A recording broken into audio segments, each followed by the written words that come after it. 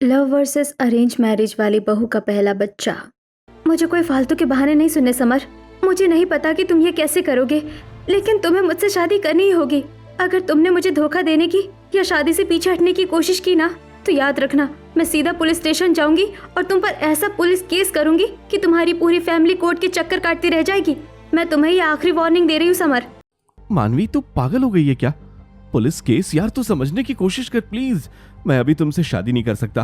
अरे मेरे घर में मेरे बड़े भाई आरव हैं, उनकी भी तो अभी तक शादी नहीं हुई है। घर में अभी उनकी शादी की बात चल रही है। ऐसे में अगर मैं जाकर बोलूंगा कि मुझे शादी करनी है तो घर वाले मुझे घर से बाहर निकाल देंगे। तू थोड़ा समझा तो कर मेरी मजबूरी। मुझे तुम्हारे बड़े भाई या तुम्हारी फैमिली से कोई मतलब नहीं है। मुझे बस मेरी शादी से मतलब है। तुम्हें मेरी बात माननी होगी, वरना जो मैंने कहा है वो मैं पक्का कर दूंगी। सुबह का समय था। हॉल में सोफे पर गंगा देवी, सावित्री और अशोक बैठे चाय पी रहे थे। सामने डाइनिंग टेबल पर निधि अपने लैपटॉप पर बात कर रही थी। अरे सावित्री, जरा अपने इस महारानी को देख, दिन भर इस लैपटॉप में आंखें गड़ाए रहती है। शादी वादी की तो इसे कोई टेंशन ही नहीं है। पूछो तो बस एक ही जवाब देती है कि मुझे तो अपना बिजनेस करना है, लाइफ में आगे बढ़ना है। अरे माँ जी, आप सुबह सुबह क्यों उसे परेशान कर रही हो? अगर उसे अभी शादी नहीं करनी तो मत करने दीजिए ना। आजकल की लड़कियां हैं, उसे अपने करियर में आगे बढ़ना है तो बढ़ने दीजिए, इसमें बुराई ही क्या है? हाँ ठीक है, मैं उसे अब कुछ नहीं कहूंगी। पर हाँ, अब जो मेरा बड़ा पोता है आरव, वो मैं तो चाहती हूँ कि अब उसकी शादी हो जाए। काफी बड़ा हो गया है वो। मैं तो बस उसके लिए एकदम संस्कारी और घर को जोड़ने वाली बहू लाना चाहती हूँ। हाँ माँ जी, आप बिल्कुल ठीक कह रही हैं। आरव के लिए तो हम एकदम बढ़िया और सुलझी हुई लड़की ढूंढेंगे जो एकदम संस्कारी होगी। तभी वहां आरव आता है। अरे दादी, आप लोग मेरी शादी के लिए क्यों इतना परेशान हो रहे हैं? आपको मेरे लिए लड़की ढूंढने की कोई जरूरत नहीं है। मैंने तो पहले ही अपने लिए एक लड़की ढूंढ ली है। क्या तूने लड़की ढूंढ ली है? हाँ माँ, वो ज्यादा अच्छी और बहुत प्यारी लड़की है। सच में, जब आप लोग उससे मिलोगे ना तो वो आपको सबको बहुत ज्यादा पसंद आएगी। अच्छा, तो तू अब लव मैरिज करेगा? कान खोल कर सुन ले आरव, ऐसा कुछ नहीं होने वाला। इस घर में कोई लव मैरिज वाली बहू नहीं आएगी। ये लव मैरिज वाली बहू है ना, एकदम बेकार होती है, आते ही घर को तोड़ देती है। हाँ आरव, दादी बिल्कुल सही कह रही हैं। उस लड़की को भूल जा तू। तेरी शादी हम अपनी मनपसंद की लड़की से ही करवाएंगे, जो तेरे लिए भी अच्छी होगी और इस घर के लिए भी। आरव गुस्से में वहां से चला जाता है। अरे आजकल के जो बच्चे हैं ना, उनका दिमाग ही एकदम गर्म रहता है। देखा कैसे गुस्से में भागा है? मुझे तो डर लग रहा है कि कहीं गुस्से में आकर कुछ उल्टा सीधा ना कर ले। हाँ जी, मुझे भी यही डर है। हो सकता है कि ये उस लड़की के साथ कहीं भाग ही जाए और हमसे अलग होकर रहने लगे। आपको याद है ना, वो जो पड़ोस के शर्मा जी हैं, उनके बेटे ने भी तो ऐसे ही किया था। इसलिए मुझे लगता है कि हमें आरव की जल्दी से शादी कर देनी चाहिए। हाँ, इसकी ना जल्दी से शादी फिक्स करते हैं। एक अच्छी और संस्कारी लड़की ढूंढते हैं और तुरंत इसकी शादी कर देते हैं। हाँ माँ जी, हम अच्छी लड़की ढूंढेंगे अपने आरव के लिए। कुछ दिनों बाद अशोक, सावित्री और गंगा देवी आरव के लिए एक लड़की को देखने गए थे, जिसका नाम पल्लवी था। जी, लड़की तो एकदम प्यारी लग रही है। हाँ, फैमिली भी बहुत ज्यादा अच्छी है और इसके संस्कार की तो मैंने बहुत तारीफ सुनी है। बस मुझे तो लड़की पहली नजर में ही पसंद आ गई। इसी की शादी अपने बड़े पोते आरव से करवा देते हैं। पल्लवी, अब तू ही मेरे बड़े पोते की पत्नी बनेगी और मेरे घर की बड़ी बहू बनेगी। बहुत ज्यादा अच्छी है तू। आरव और पल्लवी का रिश्ता पक्का हो गया और कुछ दिनों बाद दोनों की शादी हो जाती है। पल्लवी का अपने ससुराल में गृह प्रवेश हो रहा था। सभी बहुत खुश थे। अरे देखो देखो, हमारे घर तो साक्षात लक्ष्मी आई है। हाँ माँ जी, देखो दिखने में कितनी सुंदर लग रही है हमारी बहू। तभी वहां दो पड़ोसन आ जाती हैं। और सावित्री बहन, ज्यादा खुश मत हो। आजकल की बहुएं तो आते ही ना घर में महाभारत शुरू कर देती हैं। हाँ, ये तो बस बाहर से दिखने में सीधी सादी लग रही हैं, अंदर से बहुत ज्यादा तेज और बुरी होंगी। आंटी जी, शायद वो ऐसी होंगी, तभी तो आप दूसरों की बहुओं के बारे में ऐसा उल्टा सीधा बोल रही हैं। और वैसे भी ना, हाथ की पांचों उंगलियां कभी एक जैसी नहीं होती। इसी तरह हम बहू एक जैसी नहीं होती। ऐसा बिल्कुल नहीं है कि हर बहू घर तोड़ने वाली होती है। बहू अच्छी और घर जोड़ने वाली भी होती है। ये तो बस अपनी अपनी सोच का फर्क है। पल्लवी का जवाब सुनकर दोनों पड़ोसनों के मुंह बंद हो जाते हैं। वाह, ये तो बहुत ज्यादा समझदार है। जो भी हो, मुझे तो ये पसंद आ गई है। घर वालों की चॉइस सच में बहुत अच्छी है। पल्लवी का गृह प्रवेश हो जाता है। गृह प्रवेश होने के बाद सभी घर वाले एक साथ हॉल में बैठे हुए थे। दादी जी, माँ जी, अब मैं इस घर में आ गई हूँ ना, तो अब आप में से किसी को भी परेशान होने की जरूरत नहीं है। मैं आप सभी को अपने हाथ का बढ़िया बढ़िया खाना खिलाऊंगी। घर के सारे काम वगैरह अब मैं खुद संभालूंगी। और ननन जी, मैंने आपके बारे में बहुत सुना है कि आप अपना बिजनेस करती है। आप ना बिल्कुल टेंशन फ्री होकर अपने उसी काम में लगे रहना। घर का जो भी काम होगा वो मैं संभाल लूंगी। जुग जुग जियो मेरे बच्चे, सच में हमारी बहू एकदम संस्कारी है। बेटा, तेरा एक देवर भी है, मेरा छोटा बेटा समर। वो भी किसी काम से बाहर गया है, जल्दी आ जाएगा। वो बहुत ज्यादा अच्छा है। अगली सुबह पल्लवी अपनी पहली रसोई तैयार करती है और डाइनिंग टेबल पर सबको सर्व करती है। अरे वाह बहू, खाना तो बहुत ही ज्यादा स्वादिष्ट बना है, मजा आ गया। बहू, सच में खाना बहुत अच्छा है। ये ले बेटा, तेरी पहली रसोई का शगुन। हमेशा ऐसे ही खुश रहना। सब पल्लवी को शगुन देते हैं। तभी निधि पल्लवी के गले लग जाती है। भाभी, सच कह रही हूँ, हमारी बॉन्डिंग ना बहुत ज्यादा अच्छी होने वाली है। देखना, हम दोनों ना बेस्ट फ्रेंड्स बनेंगी। आप सच में बहुत ज्यादा अच्छी हो। कुछ दिनों बाद घर का छोटा बेटा समर बाहर से आ गया था। वह एक पार्क में अपनी गर्लफ्रेंड मानवी के साथ खड़ा था। मुझे कोई बकवास नहीं सुननी। समर, मुझे नहीं पता, अब तुम्हें मुझसे शादी करनी ही होगी। अगर तुमने कुछ भी बहाना बनाया ना, तो मैं तुम्हें छोड़ूंगी नहीं। अरे यार मानवी, तुम समझ क्यों नहीं रही हो? मैंने तुम्हें उस रात क्लब के बाहर भी समझाया था ना कि मैं अभी तुमसे शादी नहीं कर सकता। मुझे कुछ नहीं सुनना। मुझे बस अब तुमसे शादी करनी है, मतलब करनी है, और यही मेरा फाइनल डिसीजन है। अगर तुमने मुझसे शादी नहीं की तो तुम्हें पता है कि मैं क्या कर सकती हूँ। इसीलिए ये फालतू का ड्रामा बंद करो, सीधे अपने घर जाओ और अपने घर वालों से बात करो। मानवी गुस्से में वहां से चली जाती है। रात का समय हो जाता है। समर अपने घर आता है। सभी घर वाले हॉल में बैठे हुए थे। मुझे आप लोगों से एक बहुत जरूरी बात करनी है। मैं एक लड़की को पसंद करता हूँ और मैं उसी से शादी करना चाहता हूँ। तू पागल हो गया है क्या? लव मैरिज करेगा तू? अरे तेरे बड़े भाई आरव ने तो लव मैरिज नहीं की, हमने उसे मना किया तो वो चुपचाप हमारी बात मान गया। तुझे भी ऐसे ही करना पड़ेगा। अगर तुझे शादी करनी है तो हम तेरी अपनी पसंद की लड़की से करवाएंगे। पता नहीं तूने कैसी लड़की चुनी होगी अपने लिए। अरे पापा, उसने हमारा घर देखा है। वो जो एक बार मेरे साथ घर आई थी ना, जिससे मैं अपनी फ्रेंड बता रहा था, वो मेरी फ्रेंड नहीं गर्लफ्रेंड थी। मैं उसी से प्यार करता हूँ और मैं उसी से शादी करूंगा। बस कर समर, वो लड़की इस घर की बहू कभी नहीं बनेगी। समर गुस्से में अपने कमरे में चला जाता है और अपने कमरे में जाकर दुखी होने लगता है। तभी पल्लवी उसके पास आती है। देवर जी, क्या हुआ? ऐसे बच्चों की तरह क्यों रो रहे हैं आप? भाभी, मैं उस लड़की से बहुत प्यार करता हूँ। वो सच में बहुत ज्यादा अच्छी है। मैं उसी से शादी करना चाहता हूँ, पर घर वाले मेरी बात नहीं सुन रहे हैं। प्लीज भाभी, आप घर वालों को मनाइए ना। ठीक है, आप फिक्र मत कीजिए देवर जी, मैं घर वालों से बात करूंगी और उन्हें जैसे तैसे कन्विंस कर लूंगी। पल्लवी नीचे सभी घर वालों के पास जाती है। माँ जी, बाबूजी, देवर जी को करने दीजिए ना अपनी मनपसंद की लड़की से शादी। पर बहू, माँ जी सोचिए, अगर उन्होंने गुस्से में आकर कुछ उल्टा सीधा कर लिया तो कितनी बड़ी आफत हो जाएगी। और अगर आपने जबरदस्ती किसी और लड़की से उनकी शादी करवा दी तो क्या गारंटी है कि वो खुश रहेंगे? पता चले वो कहीं भाग जाए और उस बेचारी लड़की की लाइफ भी बर्बाद हो जाए जिससे आप शादी करवाएंगे। बहू, बात तो एकदम पते की कह रही है। ठीक है, अगर मेरी बड़ी बहू कह रही है तो करने दो उसे अपनी मनमानी। पल्लवी समर को सब कुछ बता देती है। समर खुश हो जाता है। पल्लवी वहां से चली जाती है। समर खुश होकर मानवी को फोन करता है। मानवी, गुड न्यूज है, घर वाले शादी के लिए तैयार हो गए हैं। ऐसा करते हैं, हम कल ही कोर्ट मैरिज कर लेते हैं। देखो समर, हम कोर्ट मैरिज जरूर कर रहे हैं, लेकिन तुम्हारे घर में मेरा जो स्वागत होगा ना, वो एकदम धूमधाम से होना चाहिए। प्रॉपर बैंड बाजा होना चाहिए। ये सब कुछ अरेंज कर लेना। अरे हाँ ठीक है, तुम टेंशन मत लो, मैं सब कुछ मैनेज कर लूंगा। अगले दिन अशोक, सावित्री और गंगा देवी कोर्ट के बाहर खड़े हुए थे। तभी समर और मानवी गले में फूलों की माला डालकर कोर्ट से बाहर आते हैं। हाय मम्मी जी, हेलो दादी जी, मैंने जो बोला था वो सब कहाँ है? अभी वहाँ बैंड वाले आते हैं और बैंड बजाने लगते हैं। ये क्या तमाशा हो रहा है समर? वैसे भी तो तूने हमारी मर्जी के खिलाफ लव मैरिज की है, और अब क्या सबके सामने हमारी इज्जत का फालूदा बनवाएगा? अरे माँ, मान जाइए ना प्लीज। इसकी इच्छा थी कि ऐसे धूमधाम से घर जाने की। और वैसे भी लोगों को भी तो पता चलना चाहिए कि मैंने शादी कर ली है। मानवी बैंड बाजे के साथ अपने ससुराल आ जाती है।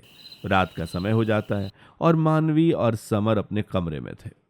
मानवी, तुम्हें पता है आज ये जो हमारी शादी हुई है ना, ये सिर्फ और सिर्फ मेरी पल्लवी भाभी की वजह से हुई है। सच में यार, मेरी भाभी ना बहुत ज्यादा अच्छी हैं। घर पर सब उन्हें बहुत ज्यादा पसंद करते हैं और मैं भी उनकी बहुत रिस्पेक्ट करता हूँ।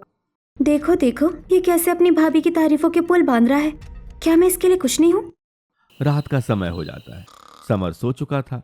मानवी फोन पर अपनी माँ से बात कर रही थी।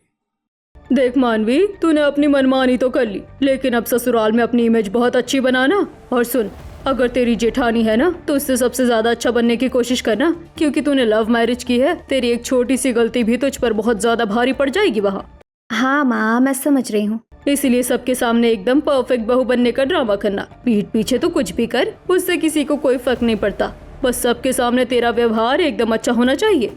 अरे माँ जी, आप यही बोल रही हो ना कि मुझे एक्टिंग करनी है, तो वो तो मैं एकदम फर्स्ट क्लास कर लूंगी, आप फिक्र मत कीजिए।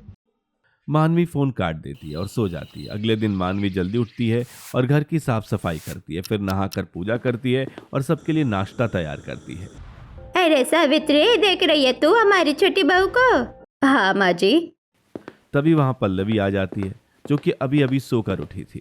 अरे पल्लवी, जरा अपनी देवरानी को देख, वो सुबह 5 बजे से उठकर काम कर रही है पहले दिन ही, और तू इतना लेट क्यों उठती है? थोड़ा जल्दी उठा कर तू।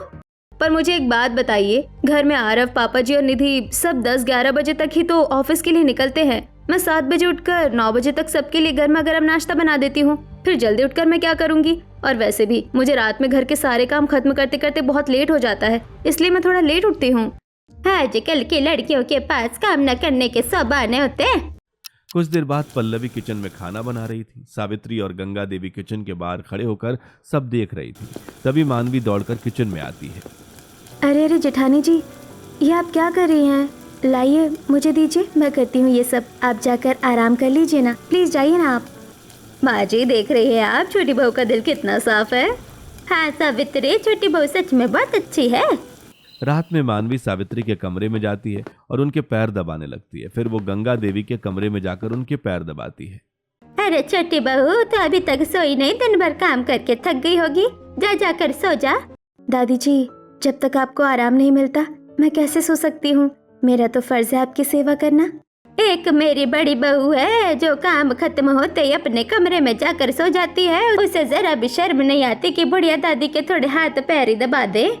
हाँ दादी जी, वैसे भी जेठानी जी तो दिन भर अपने रूम में ही बंद रहती हैं, पता नहीं क्या करती हैं। मैंने तो देखा है 3-4 घंटे तो वो अपने रूम का गेट ही बंद रखती है। अब हम लोग तो घर के काम में बिजी रहते हैं, हमें क्या पता अंदर क्या चल रहा है। अगले दिन दोपहर को मानवी, सावित्री और गंगा देवी सोफे पर बैठकर टीवी देख रही थी। पल्लवी किचन का सारा काम खत्म करती और अपने कमरे में चली जाती है। देखो देखो कैसे घुस गई अपने रूम में महारानी। अब सीधा 3-4 घंटे बाद ही बाहर आएगी। पता नहीं क्या करती है कमरे में, पक्का सोती होगी। अरे हाँ दादी जी, मैं आपको बताना तो भूल ही गई। कल दोपहर को मैं जेठानी जी के कमरे के बाहर से गुजर रही थी तो अंदर से जोर जोर से खर्राटे लेने की आवाज आ रही थी। अरे जो बहुएं दिन में सोती है वो तो घर की बरकत खत्म कर देती है। ये कितनी बेकार बात है माँ जी। वही तो माँ जी। बेटा, तेरी माँ ने तुझे बहुत अच्छे संस्कार दिए हैं, वो बड़ी वाली में संस्कार नाम की कोई चीज नहीं है। पल्लवी अपने कमरे के अंदर लैपटॉप पर काम कर रही थी। चलो, आज का ये प्रोजेक्ट भी कंप्लीट हो गया, क्लाइंट को सेंड कर देती हूँ। ये जो एक्स्ट्रा पैसे आ रहे हैं ना, इन्हें मैं अपने और आरव के फ्यूचर के लिए सेव कर रही हूँ। कल को जब हमारा बच्चा होगा तो उसके लिए कुछ तो होना चाहिए। घर के कामों के साथ ये जॉब मैनेज करना मुश्किल है, पर कोई बात नहीं, आगे चलकर मुझे कोई परेशानी नहीं आएगी। समय बीत जाता है। रात हो गई थी। निधि अपने कमरे में लैपटॉप पर कुछ काम कर रही थी। तभी मानवी दूध लेकर वहां आती है। ये ले, तेरा दूध पी ले। भाभी, आप ऐसे क्यों बात कर रही है? तो कैसे बात करूं महारानी? अरे देख तो अपनी शक्ल कितनी बुढ़ी हो गई है। शादी क्यों नहीं कर लेती तू? अरे कभी तुझे बैठे बैठे कॉफी चाहिए, तो कभी चाय चाहिए, तो कभी दूध चाहिए। अरे अपने ससुराल जा और वहाँ जाकर हुक्म चलाना। भाभी, आप ये किस तरीके से बात कर रही है मुझसे? मैं तो ऐसी ही हूँ और ऐसी ही बात करूंगी। फालतू काम करवाएगी तो फालतू बातें सुनेगी ना। मानवी यह कहकर वहां से चली जाती है। ठीक है छोटी भाभी, बोल लीजिए। अगर मैं ये बात बाहर जाकर घर वालों को बताऊंगी तो पहली बात तो वो मेरी बात पर यकीन ही नहीं करेंगे, और दूसरा मैं इस घर में फालतू का कलेश नहीं करवाना चाहती। वैसे भी मैं दिन भर ऑफिस में रहती हूँ, करो आप अपना ड्रामा। अगले दिन सावित्री गंगा देवी कुछ पड़ोसनों के साथ हॉल में बैठी थी।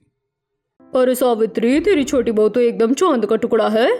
अरे हाँ बहन, मेरी छोटी बहू तो बहुत अच्छी है, पर वो तेरी बड़ी बहू पल्लवी, वो तो कभी दिखती ही नहीं है। अरे उसके क्या कहने, वो तो दिन भर अपने कमरे में पसरी रहती है, पता नहीं क्या करती है, उसे किसी की परवाह नहीं है, बस खाने के टाइम पर बाहर आती है। दोनों बहुओं में तो जमीन आसमान का फर्क है। तभी मानवी नाश्ता लेकर वहां आती है। हाँ आंटी जी, जेठानी जी तो किचन में कदम भी नहीं रखती, वो कुछ काम वगैरह भी नहीं करती हैं, सारा काम मुझे ही करना पड़ता है। पर कोई बात नहीं, मेरा तो अपना ही घर है ना, मैं कर लेती हूँ। दूर खड़े होकर पल्लवी ये सब सुन रही थी। अच्छा, तो ये है इसका असली खेल। मैं तो इसे अपनी छोटी बहन समझ रही थी, पर ये तो बहुत बेकार है। इसने कल ननन जी को जो उल्टा सीधा सुनाया था, वो भी मैंने सुन लिया था। बहुत ज्यादा ड्रामेबाज है ये सबके सामने अच्छा बनकर मुझे नीचे दिखा रही है। पर कोई बात नहीं, मानवी, मुझे इन सब चीजों की कोई फर्क नहीं पड़ता। कुछ दिनों बाद मानवी बहुत ज्यादा खुश होकर नीचे हॉल में आती है, जहाँ सब घर वाले बैठे थे। अरे आप लोगों को एक बहुत बड़ी खुशखबरी सुनानी है। मैं प्रेग्नेंट हूँ और बहुत जल्द माँ बनने वाली हूँ। अब तो मैं पार्टी करूंगी अपनी सहेलियों के साथ। हाय मेरी बच्ची, तूने तो आज बहुत अच्छी खबर सुनाई है। मानवी देख बेटा, खबर तो बहुत अच्छी है, लेकिन अब कोई पार्टी नहीं करना। तेरी हालत अभी ऐसी नहीं है कि तू ये सब शोर शराबा कर सके। हम कोई अच्छा सा फंक्शन बाद में करेंगे, पर अभी पार्टी नहीं। नहीं दादी जी, मैं तो पार्टी करूंगी ही, वैसे भी आजकल सब पार्टी करते हैं। ये कहकर मानवी वहां से चली जाती है। रात हो जाती है। मानवी पार्टी करके रात को लौटती है। मानवी देख, अभी तू प्रेग्नेंट है, इस हालत में इतनी लेट नाइट पार्टीज, डांस वगैरह मत किया कर, ये सब तेरे बच्चे के लिए खतरा हो सकता है। अपनी ये फ्री की सलाह अपने पास ही रखिए जेठानी जी, आप मुझे मत सिखाइए कि मुझे क्या करना है और क्या नहीं। मानवी यह बोलकर वहां से चली जाती है। अगले दिन मानवी अपने कमरे में थी और उसे बहुत ज्यादा गर्मी लग रही थी। समर, तुम्हें दिख नहीं रहा कि मैं प्रेग्नेंट हूँ? मुझे कितनी गर्मी लग रही है, चलो जल्दी से फैन की स्पीड बढ़ाओ। बढ़ा दी है मानवी, फुल स्पीड पर है फैन, और कितनी बढ़ाऊं? मुझे ये सब फालतू के बहाने नहीं सुनने। मुझे ये बताओ, तुम इतना अच्छा खासा पैसा कमाते हो, बस अपने घर वालों के हाथ में रख देते हो। क्या तुम अपने रूम में एक एसी तक नहीं लगवा सकते? मुझे नहीं पता, चाहे घर का बजट बिगड़े या कुछ भी हो, मुझे मेरे रूम में एसी चाहिए बस। अरे यार ठीक है, लगवा लूंगा एसी, अब शांत हो जाओ। ऐसे ही कुछ समय बीत जाता है। पल्लवी भी प्रेग्नेंट थी। शाम का समय था। पल्लवी और आरव डॉक्टर के क्लिनिक से घर लौटते हैं। माँ, पापा, डॉक्टर ने पल्लवी के सारे टेस्ट किए। डॉक्टर ने साफ बोल दिया है कि पल्लवी अंदर से बहुत वीक है, इसलिए अब इसे घर का कोई भी काम, खासकर भारी काम तो बिल्कुल नहीं करना है। प्रॉपर रेस्ट करने को बोला है डॉक्टर ने। अरे तो इसमें टेंशन की क्या बात है? हाँ बेटा पल्लवी, आरव ठीक कह रहा है, तू अब बिल्कुल आराम कर, तेरी सेहत सबसे ज्यादा जरूरी है, घर का काम हम लोग देख लेंगे। अगले दिन हॉल में मानवी आराम से सोफे पर बैठकर टीवी पर कोई मूवी देख रही थी और किचन में पल्लवी धीरे धीरे काम कर रही थी। तभी गंगा देवी मानवी के पास आती हैं। अरे छोटी बहू, तू यहाँ आराम से बैठकर टीवी देख रही है, जा जाकर किचन में थोड़ा काम कर ले। देख रही है ना तेरी जेठानी की तबीयत खराब है और वो बेचारी अकेले ही सब कुछ कर रही है। मैं नहीं करूँगी, वैसे भी उन्हें ही करने दीजिए ना सारा काम, मुझे तो वैसे भी पेट में हल्का हल्का दर्द हो रहा है। मानवी यह बोलकर अपने कमरे में चली जाती है। रात हो जाती है। मानवी अपने कमरे में थी। समर उठो जल्दी, हाय राम मुझे दर्द हो रहा है, जल्दी से उठकर कोई दवाई ले आओ मेरे लिए। यार मानवी, तुम मुझे कितना परेशान करती हो।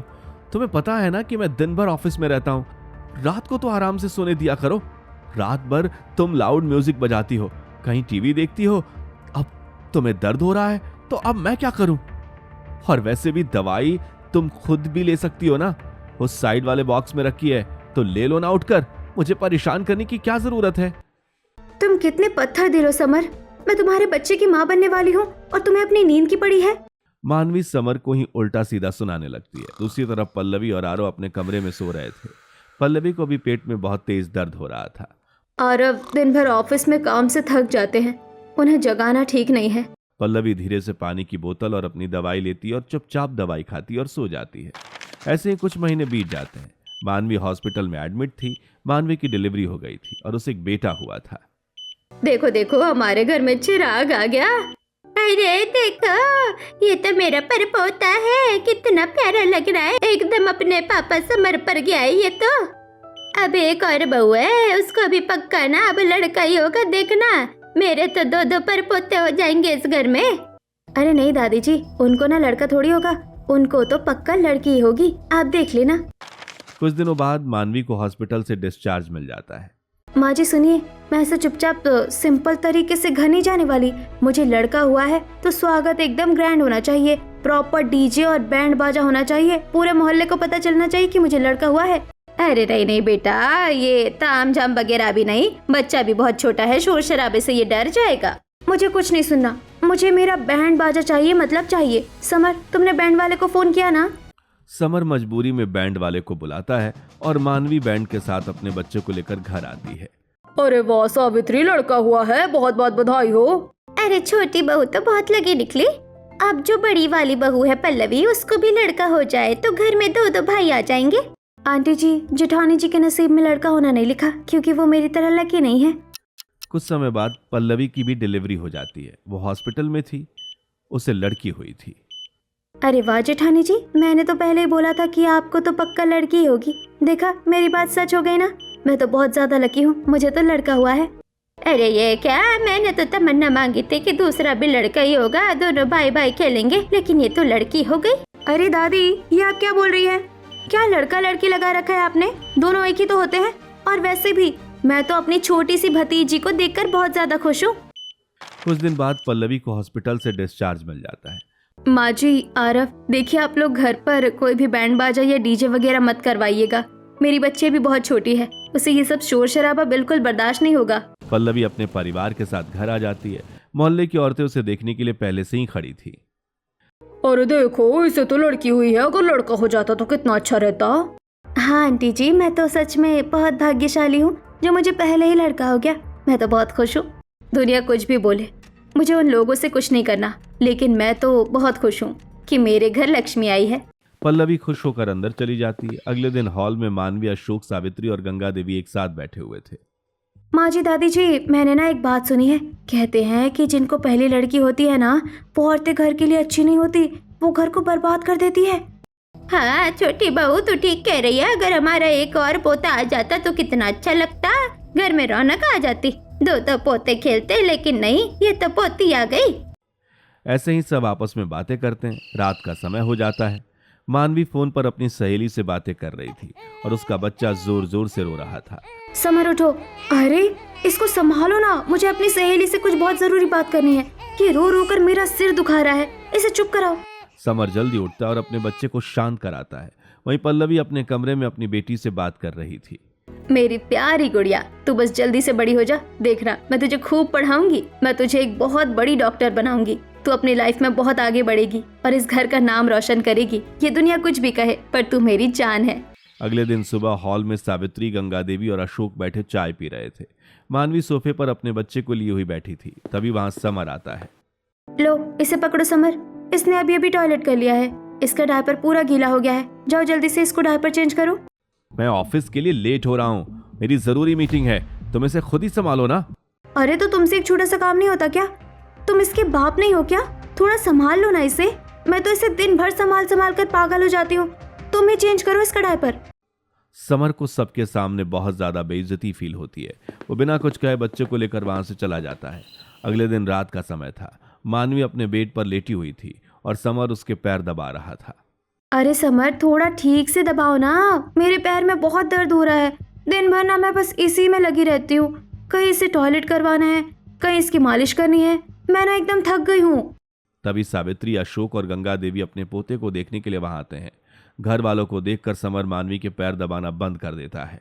अरे क्यों बंद हो गए तुम? पैर दबाओ ना, क्यों नहीं दबा रहे? मानवी प्लीज चुप हो जाओ, मम्मी पापा आए हैं। तो क्या हुआ, तुम दबाओ मेरे पैर। मानवी की ये बदतमीजी देखकर सावित्री, अशोक और गंगा देवी को बहुत बुरा लगता है और तीनों वहां से चले जाते हैं। अगली सुबह हॉल में सावित्री, अशोक और गंगा देवी बैठकर बातें कर रहे थे। देखा कल रात का तमाशा? ये छोटी बहू हमारे बेटे के साथ नौकरों जैसा व्यवहार करती है, और पल्लवी को देखो, वो बेचारी कितनी अच्छी और समझदार है। सही कह रहे हैं आप, छोटी बहू तो एकदम बेकार है। अरे नहीं नहीं, छोटी वाली ही अच्छी है, मानती हूँ थोड़ी तेज है, पर उसने हमारे घर को चिराग दिया है। वो जो बड़ी वाली पल्लवी है उसने तो बस एक बेटी दी है। जिस बहू ने कुल का वारिस दिया है उसके थोड़े नखरे तो उठाने ही पड़ेंगे ना।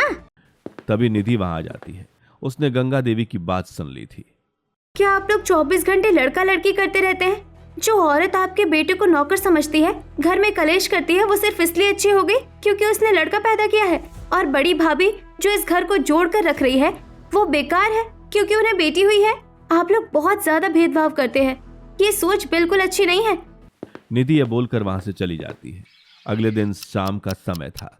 मानवी अपनी एक सहेली से फोन पर कुछ बात कर रही थी और दूर खड़ी निधि ये सब सुन रही थी। मुझे तो यकीन नहीं होता कि ये सच भाभी ने हम सबसे छुपाया, लेकिन अब ये सच सबके सामने आएगा। अगले दिन घर में एक छोटा सा फंक्शन चल रहा था। अरे आंटी जी, जेठानी जी को तो लड़कियों वाले कपड़े ही खरीदने आते हैं। अब उन्हें क्या पता कि लड़कों की परवरिश कैसे होती है। मेरी किस्मत तो खैर बहुत अच्छी है। पल्लवी चुपचाप ये सब बर्दाश्त कर रही थी। कुछ समय बीत जाता है। फंक्शन खत्म हो जाता है। सभी रिश्तेदार जा चुके थे। तभी निधि अपने फोन को हॉल की टीवी से कनेक्ट करती है। बहुत हो गया छोटी भाभी का ये परफेक्ट बहू का ड्रामा। अब मैं आप सबको एक बहुत अच्छी फिल्म दिखाती हूँ। तभी एक वीडियो प्ले होता है। यह वही वीडियो था जिसमें मानवी अपनी सहेली से कोई सीक्रेट बात कर रही थी। अरे नेहा, मैं तो ना 1 महीने पहले से प्रेग्नेंट थी। तब तो मेरी शादी भी नहीं हुई थी। फिर मेरी माँ ने मुझे बताया कि मुझे किस तरह से समर को शादी के लिए तैयार करना। मैंने उस समर को वैसे ही परेशान फंसाया, वरना वो मुझे छोड़कर भाग जाता। घर वाले तो वैसे ही बेवकूफ है। ये सब सुनकर सभी घर वाले हैरान हो जाते हैं। ये क्या था मानवी, तो शादी से पहले प्रेग्नेंट थी और तूने समर को फंसाया था? हाँ माँ, यही सच है। ये मुझे ब्लैकमेल कर रही थी। ये प्रेग्नेंट हो गई थी और फिर मुझसे बोलने लगी कि अगर मैंने इससे शादी नहीं की तो ये मुझ पर पुलिस केस कर देगी। इसलिए मुझे इससे जबरदस्ती शादी करनी पड़ी। कल मोहे धोखेबाज, तूने ऐसा क्यों किया मानवी? तू तो बहुत बेकार निकली मानवी। तूने तो हमें हमारी बड़ी बहू के खिलाफ भी भड़काया था, लेकिन अब हमें सब समझ में आ गया है कि हमारी कौन सी बहू अच्छी है, कौन सी बेकार है। निकल जा मेरे घर से। समर, तूने भी हमसे झूठ बोला। तुम दोनों पति पत्नी अभी के अभी अपना बैग पैक करो और मेरे घर से दफा हो जाओ। मुझे तुम जैसे धोखेबाज और घमंडी लोग नहीं चाहिए। निकल जाओ यहां से। मानवी बहुत रोती है, माफी मांगती है, लेकिन कोई नहीं सुनता। घर वाले समर और मानवी को घर से निकाल देते हैं। ऐसे ही कुछ दिन बीत जाते हैं। गंगा देवी, सावित्री, अशोक जी घर के हॉल में बैठे हुए थे। माँ जी, दादी जी, जो हुआ वो बहुत गलत था, लेकिन समर जी तो हमारे ही घर का खून है ना। और वो छोटा सा बच्चा, उसकी क्या गलती है? मानवी और समर दोनों से गलती हुई है, पर अगर हम उन्हें ऐसे ही छोड़ देंगे तो हम में और उनमें क्या फर्क रह जाएगा? प्लीज, गलती सबसे हो जाती है, उन्हें माफ कर दीजिए, उन्हें वापस ले आइए। तू सच में देवी है पल्लवी। वो तेरे साथ इतना बुरा करती रही और तू आज भी उसका भला कर रही है। पल्लवी की जिद पर सावित्री, अशोक, गंगा देवी और पल्लवी समर और मानवी के पास पहुंचते हैं, जो एक किराए के घर में रह रहे थे।